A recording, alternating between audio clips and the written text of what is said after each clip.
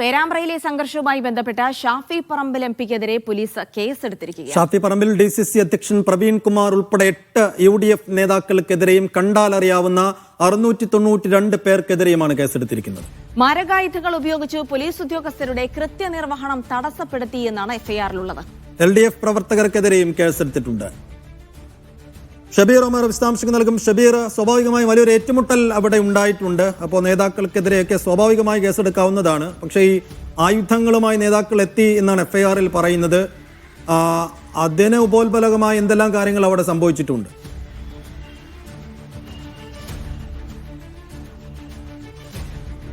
സൈഫുദ്ദീൻ, ഇന്നലത്തെ ഈ അക്രമ സംഭവങ്ങളിൽ പോലീസുകാർക്കും പരിക്കേറ്റിരുന്നു. ആ നിലയ്ക്കാണ് ഇപ്പോൾ ഇത്തരത്തിലൊരു കേസ് ഷാഫി പറമ്പിൽ MP, ഒപ്പം തന്നെ DCC അധ്യക്ഷൻ പ്രവീൺ കുമാർ അടക്കമുള്ളവർക്കെതിരെ പേരാമ്പ്ര പോലീസ് എടുത്തിട്ടുള്ളത്. ഈ FIR-ൽ ഒന്നാമത്തെ പേരുകാരൻ, കുറ്റക്കാരിൽ ഒന്നാമത്തെ പേരുകാരൻ ഷാഫി പറമ്പിലാണ്. രണ്ടാമത് പ്രവീൺ കുമാർ, മൂന്നാമത് PK രാഗേഷ്. പിന്നീട് അങ്ങോട്ട് UDF നേതാക്കൾ 8 പേരുടെ പേരുകളുണ്ട്. ഒപ്പം തന്നെ കണ്ടാൽ അറിയാവുന്ന മറ്റ് 692 പേരും ആണ് ഈ FIR-ൽ ഉൾപ്പെട്ടിട്ടുള്ളത്. FIR ഇങ്ങനെയാണ്, അതായത് UDF പ്രവർത്തകരായ 3 മുതൽ 8 കൂടിയ പ്രതികളും കണ്ടാലറിയാവുന്ന മറ്റ് 692 പ്രതികളും പേരാമ്പ്രയിൽ ന്യായവിരോധമായി സംഘം ചേർന്ന് കാൽനട യാത്രക്കാർക്ക് വാഹന ഗതാഗതത്തിനും തടസ്സം സൃഷ്ടിച്ചു.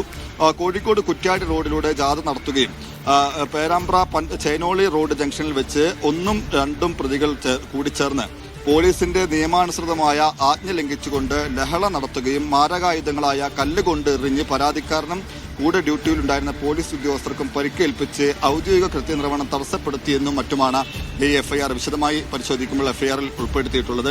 പേരാമ്പ്ര DYSP ആയിട്ടുള്ള സുനിൽകുമാറാണ് ഈ FIR-ൽ പരാതിക്കാരനായിട്ട് കാണിച്ചിട്ടുള്ളത്. എന്തായാലും പോലീസ് ഈ 3 മുതൽ 8 കൂടിയ പ്രതികൾ ആദ്യം സംഘം ചേർന്നു. പിന്നീട് ഷാഫി പറമ്പിലും പ്രവീൺ കുമാറും എത്തി കല്ലേറടക്കം നടത്തിയെന്നാണ് ഈ FIR പ്രകാരം പറയുന്നതുമായി ബന്ധപ്പെട്ട് പോലീസ് BNS വകുപ്പുകൾ പ്രകാരം BNS-ലെ 189, 2, 3, 4 വകുപ്പുകൾ, ഒപ്പം തന്നെ 191, 2, 3 തുടങ്ങിയ വകുപ്പുകൾ പ്രകാരമാണ് പോലീസ് കേസെടുത്തിട്ടുള്ളത്. അതേസമയം CPM പ്രവർത്തകർക്കെതിരെയും പേരാമ്പ്ര പോലീസ് കേസെടുത്തിട്ടുണ്ട്.